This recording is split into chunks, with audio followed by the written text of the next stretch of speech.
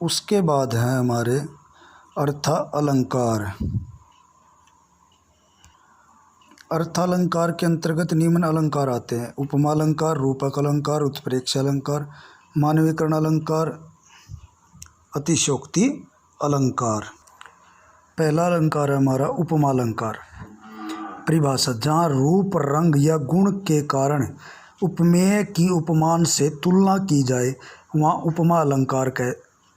उपमा अलंकार होता है।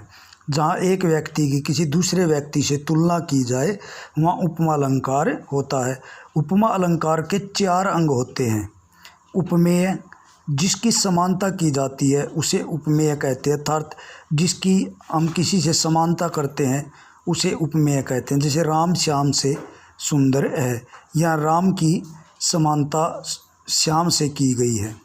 ठीक है, तो यहाँ राम जो है उपमेय है। उसके बाद है उपमान, जिससे समानता, समता, तुलना की जाती है उसे उपमान कहते हैं। रेखा की आंखें हिरणी की आँखों जैसी हैं। यहाँ पर रेखा की आँखों की तुलना किससे की गई है? हिरणी की आँखों से। तो यहाँ जो हिरणी की आँखें हैं वो उपमान हैं, उपाधि है। ठीक है, उसके बाद वाचक शब्द। उपमेय, उपमान की समता, समानता या तुलना करने वाले जो शब्द होते हैं वे वाचक शब्द कहलाते हैं। ठीक है, जैसे यहाँ पर था जैसी, ये शब्द जो है वह वाचक है, समानता करने वाला, समता करने वाला है। जैसे पीपर पात सरिस मन डोला, पीपर के पत्ते के समान मन डोल उठा। सरिस जो शब्द है यहाँ समान, वाचक शब्द है, अर्थात उनकी समानता बता रहा है। साधारण धर्म, उपमेय और उपमान के रूप, रंग आदि की समानता, तुलना को साधारण धर्म कहते हैं। जैसे पीपल के पत्ते के समान मन डोल उठा, यहाँ जो डोलना है, डोल उठा, हिल गया, मचल गया, ये जो शब्द है ये यहाँ पर साधारण धर्म का काम कर रहा है। उपमा अलंकार के हमारे 2 भेद होते हैं।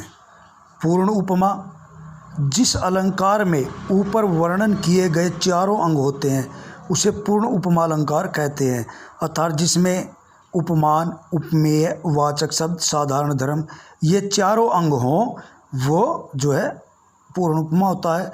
लुप्त उपमा अलंकार, जिस अलंकार में ऊपर वर्णन किए गए 4 अंगों में से किसी एक अथवा अधिक के लुप्त होने पर लुप्त उपमा अलंकार होता है। जो ऊपर हमने वर्णन किए हैं, साधारण धर्म है, वाचक शब्द है, उपमान है, उपमेय, अगर इनमें से एक का भी लोप हो तो वहाँ जो है लुप्त उपमा अलंकार होता है।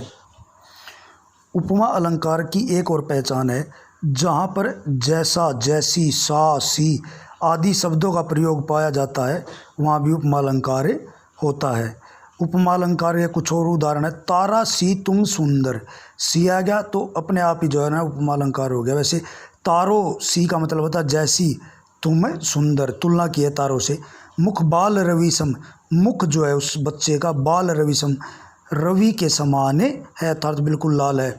हरि पद कोमल कमल से, हरि के जो पद हैं कमल से, कमल के जैसे कोमल हैं।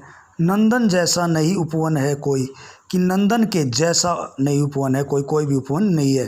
जैसे पहले में सी, दूसरे में सम, तीसरे में से और चौथे में जैसा शब्द आए, ये जो उपमा अलंकार के उदाहरण हैं, उपमा अलंकार को दर्शाते हैं कि भी इन पंक्तियों में जो उपमा अलंकार है।